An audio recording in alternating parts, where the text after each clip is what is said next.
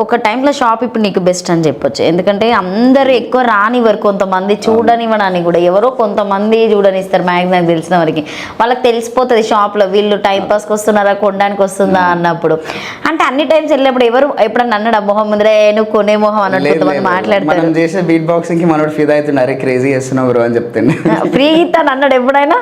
వాడు అన్నాడు, వాడు సేల్స్ పర్సన్ కదా, ఓనర్ ఉంటే అప్పుడు వాడు చెప్పలేము. సో అక్కడే నేర్చుకున్నావు మొత్తానికి నువ్వు? ఇంకా అక్కడ 3-4 టైమ్స్ చేసిన, ఎక్కువ చేయలేదు. దాని తర్వాత ఇక నాకు ఓపెన్ మైక్స్ అనేసి ఉన్నాయన్నమాట. వాళ్ళు పే చేయరు, జస్ట్ వెళ్ళి మనం ప్రమోట్ చేసుకోవాలి. స్టార్టింగ్ మనం ఎంత ప్రమోట్ చేసుకొని మార్కెట్లో ఫస్ట్ మన పేరు తెలవాలా, ఒకడు ఉండు అని తెలియజేసుకున్నాకే మనోళ్ళు తెలిసిన వాళ్ళతో వెళ్ళిపోతుండే. తర్వాత అప్పుడు మైక్ క్లాస్ చేయడం స్టార్ట్ చేసిన. అట్లే అంటే ఎన్ని షోస్ ఇచ్చావు అట్లా పర్ఫార్మెన్స్?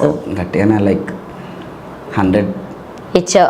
అప్పటి వరకు నీ టాలెంట్ అనేది బయటికి రాలేదన్నట్టు ఇంకా. సో అంటే జనాల్లోకి రీచ్ కావాలంటే ఖచ్చితంగా నువ్వు వెళ్ళి ప్రమోట్ చేసుకోవాల్సిందే. ఇప్పుడు కూడా ఇంకా చాలా చేయాలి. ఇంకా చేస్తున్నావా? ఓకే. ఇప్పుడు పాటలు రాస్తున్నా కొత్తగా, ర్యాప్ సాంగ్ ఒకటి రాసిన, కంపోజ్ అయిపోయింది. సో నెక్స్ట్ దాన్ని రిలీజ్ చేద్దాం అనేసి వెయిటింగ్ ఫర్ రైట్ ప్రొడ్యూసర్.